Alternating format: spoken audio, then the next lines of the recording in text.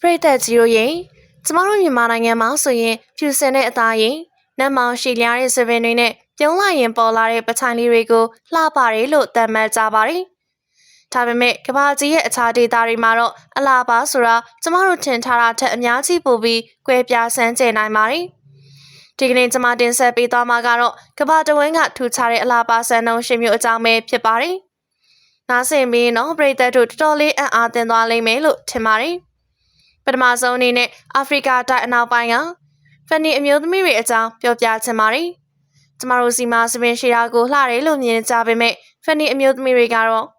စပင်ကိုမချထားပဲကျစ်စမီတွေကျစ်ထားတာကသူတို့ရဲ့အလားပါဆန်းနှုန်းဖြစ်ပါတယ်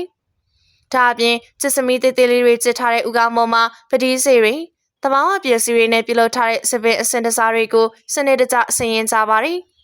ဒီလိုပုံစံကသူတို့ရဲ့ရိုးရာဓလေ့နဲ့ယဉ်ကျေးမှုကိုထင်ဟပ်စေပြီးအမျိုးသမီးတဦးရဲ့ဂုဏ်သိက္ခာနဲ့လူမှုအစဉ်တန်းကိုပါပြသတဲ့သင်္ကေတတစ်ခုဖြစ်တယ်လို့သိရပါတယ်။နောက်ထပ်ထူးခြားတာတစ်ခုကတော့အီသီယိုးပီးယားနိုင်ငံကဘော့လူမျိုးစုရဲ့အလှပဆန်နှုန်းပါပဲ။ကျမတို့စီမှာအမျိုးသားတွေဝမ်ဘိုက်အစီမရှိပဲစစ်စပတ်ရှီယာကိုကြိုက်နေတဲ့ကြပါမယ်။ဘော့လူမျိုးစုမှာတော့ဘိုက်ပူပြီးခနာကိုထွားကြိုက်တဲ့အမျိုးသားတွေကိုပို့ပြီးဆွဲဆောင်မှုရှိတယ်လို့မြင်ကြပါတယ်။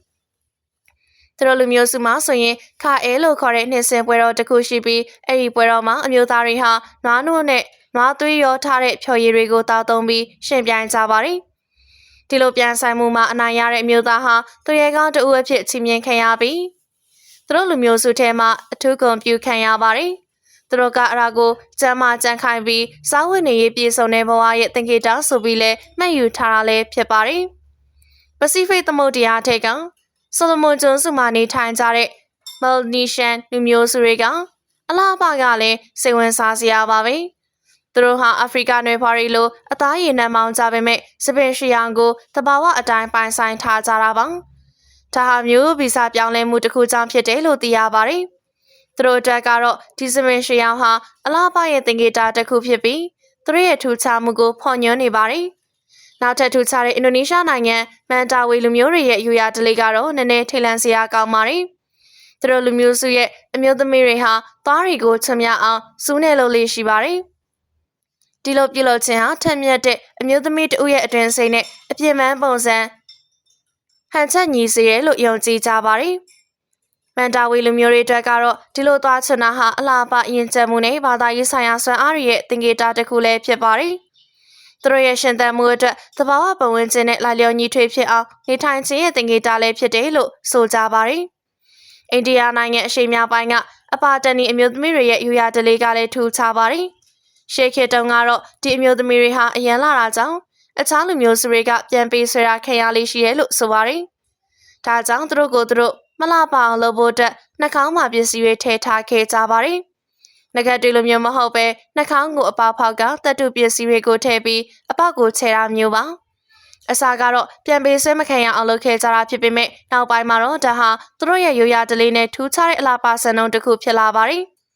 ်တရုတ်ပြည်မှာနှစ်ပေါင်း1000လောက်ကြာမြင့်ခဲ့တဲ့ခြေထောက်စီနောင်ခြင်းဆိုတာကတော့ကမ္ဘာသမိုင်းမှာရှိဖူးသမျှထဲမှာအလားပါတဲ့အနာကျဉ်ဆုံးရိုးရာဓလေ့တစ်ခုလို့ပြောလို့ရပါတယ်အမျိုးသမီးငယ်လေးတွေရဲ့ခြေထောက်တွေကိုပတ်တီးတွေနဲ့စီနောင်ပြီးဆက်ပြီးကြီးထွားမှုမဖြစ်အောင်တားဆီးထားတာဖြစ်ပါတယ်။ဒီလိုလုပ်ခြင်းအပြင်သင်းငယ်တဲ့ခြေထောက်လေးတွေရရှိလာပြီးဒါဟာအထက်တန်းလွှာအမျိုးသမီးတွေရဲ့အလားပါဂုဏ်သိက္ခာနဲ့ဂုဏ်ပုတ်ရဲ့အမြင့်ဆုံးသင်္ကေတဖြစ်မှတ်ယူခဲ့ကြပါတယ်။ဒီဓလေ့ကို1900ပြည့်နှစ်အစောပိုင်းလောက်မှာပိတ်ပင်ခဲ့ပေမဲ့နှစ်ပေါင်းများစွာခန်းစားခဲ့ရတဲ့အမျိုးသမီးတွေရဲ့အနာကျင်မှုကတော့ခုချိန်ထိတိုင်းသမိုင်းမှာမှတ်တမ်းတင်ကျန်ရခဲ့ပါတယ်။ဒါအပြင်ကျမတို့စီမှာသွားကြဟာရာကိုအပြစ်နာစာတစ်ခုလိုမြင်တတ်ကြပေမဲ့အာဖရိကတိုက်ရဲ့အချို့ဒေသတွေနဲ့ပြင်သစ်နိုင်ငံမှာတော့အရှိသွားရေးကြားမှာတဘာဝအတိုင်းဟာနေတဲ့သွားလေးတွေကိုအလားပါရဲ့သင်္ကေတအဖြစ်မြင်ကြပါတယ်။အာဖရိကမှာဆိုရင်ဒါဟာကံကောင်းခြင်းစီးစိမ်ဥစ္စာနဲ့ဉာဏ်ပညာရှိခြင်းရဲ့သင်္ကေတလို့ယုံကြည်ကြပါတယ်။ပြင်သစ်မှာတော့ lucky fish လို့တော့တင်စားခေါ်ဝေါ်ပြီးဆဲဆောင်မှုရှိတဲ့လက္ခဏာတစ်ရပ်ဖြစ်သတ်မှတ်ကြပါတယ်။နာမည်ကြီးမော်ဒယ်တွေနဲ့တရုတ်ဆောင်တွေမှာတော့ဒီလိုသွားကြဟာရာမျိုးကိုတရားပြီးဒါကိုခုံယူကြပါတယ်။နောက်ဆုံးအနေနဲ့ပြောပြချင်တဲ့အလားပါဆန်တုံးကတော့အနောက်တိုင်းယဉ်ကျေးမှုရဲ့တမိုင်းကြောင်းတစ်လျှောက်မှာအလားပါတဲ့အမျိုးသမီးတွေရင်ဆိုင်ခဲ့ရတဲ့နာကျင်မှုတွေထဲကတစ်ခုဖြစ်တဲ့ corset ဝစ်စင်ပြီးခါးသိအောင်ပြုလုပ်ခဲ့တဲ့အကြောင်းပဲဖြစ်ပါတယ်။ ခေါ်ဆက်ဆိုတာကတော့အမျိုးသမီးတွေရဲ့ခါကိုတည်သွဲလှပအောင်ပုံသွင်းမှုအတွက်ဝတ်ဆင်ရတဲ့အဝတ်အစားတစ်မျိုးပဲဖြစ်ပါတယ်။အလွန်ရှည်ကြတဲ့ခေတ်ကာလတွေကတည်းကစတင်ပေါ်ပေါက်ခဲ့ပေမယ့်18ရာစုကနေ20ရာစုအစောပိုင်းကာလတွေမှာတော့အနောက်တိုင်းယဉ်ကျေးမှုမှာမရှိမဖြစ်တဲ့အလားပါဆန်တုံးတစ်ခုဖြစ်လာခဲ့ပါတယ်။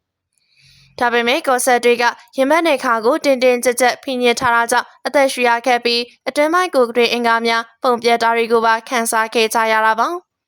အဲဒါကြောင့်ခေါ်ဆက်ဝစ်စင်ချင်းတလေးဟာအလားပါတဲ့ဘလောက်ထိနာကျင်မှုကိုရင်ဆိုင်ခဲ့ကြရလဲဆိုတာကိုပြသတဲ့သမိုင်းဝင်အမှတ်သားတစ်ခုလို့ပြောလို့ရပါတယ်။ပရိသတ်ကြီးတို့လည်းဒီလိုကဘာတဝင်းကထူခြားစံကျဲတဲ့အလားပါဆန်တုံးတွေကိုနားထောင်ပြီးတဲ့အခါဖေဆန်တုံးကပရိသတ်ကြီးတို့ကိုအံ့ဩစေခဲ့ပါသလဲ။ဒါမှမဟုတ်ဒီထဲကဘယ်အလားပါဆန်တုံးမျိုးများကိုစမ်းကြည့်ခြင်းစိတ်ပေါ်လာပါသလဲဆိုတာပေးသွားပါဦးနော်။